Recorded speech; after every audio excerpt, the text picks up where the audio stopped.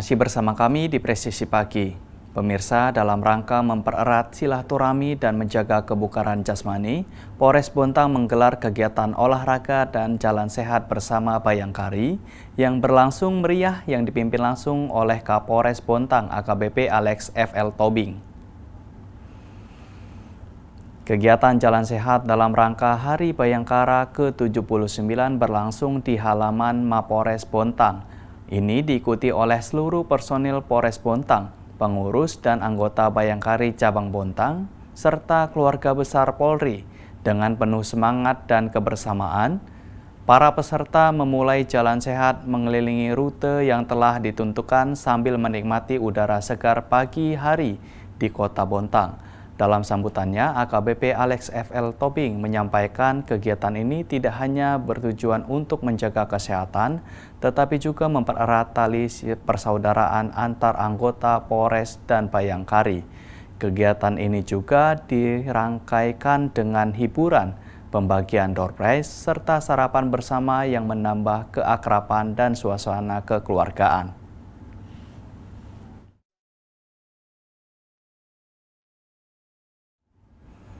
Direktorat Polisi Perairan dan Udara Polda Bali bersama tim gabungan melakukan upaya pencarian dan penyisiran korban kapal motor penumpang Tunu Pratama Jaya yang mengalami insiden di perairan Selat Bali. Tim gabungan dari anggota Ditpolairut Polda Bali, personil KP Manyar 5003, Satpolairut Polres Jembrana, Badan Keamanan Laut Republik Indonesia atau Bakamla, Basarnas, dan TNI Angkatan Laut terus melakukan upaya pencarian dan penyisiran korban kapal motor penumpang Tunu Pratama Jaya yang dilaporkan mengalami insiden di perairan Selat Bali. Operasi pencarian dimulai sejak pagi hari dengan menyisir sepanjang perairan yang diduga menjadi lokasi terakhir KMP Tunu Pratama Jaya terlihat. Sebelum mengalami musibah, tim menggunakan kapal patroli, perahu karet, dan peralatan selam untuk menjangkau titik-titik strategis termasuk area perairan dangkal dan wilayah berarus deras.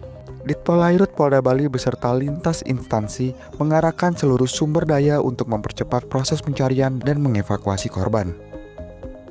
KMP Tunu Pratama Jaya dilaporkan mengalami masalah saat melintasi Selat Bali menyebabkan beberapa penumpang dan awak kapal dinyatakan hilang.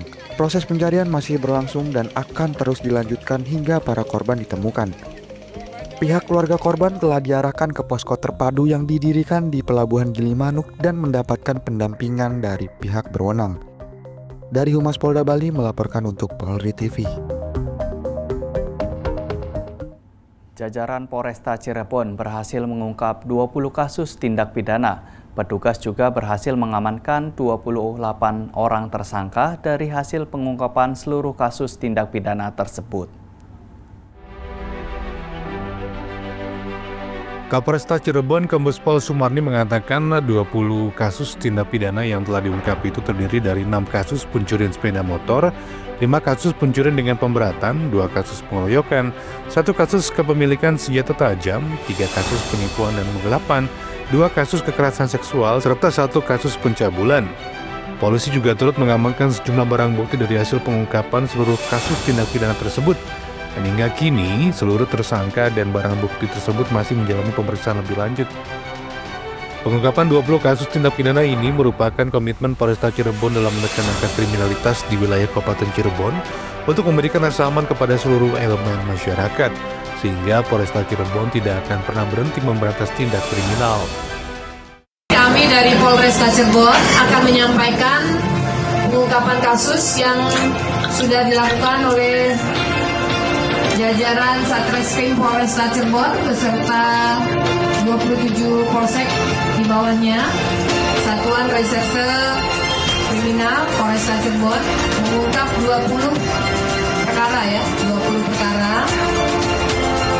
kami bagi menjadi 6 perkara kasus curanmor roda 2, kemudian 5 perkara kasus pencurian dengan pemberatan, kemudian 2 perkara pengeroyokan, kemudian 1 perkara sajam, 3 perkara penipuan penggelapan, 2 perkara terkait dengan kekerasan seksual dan 1 perkara perbuatan cambul.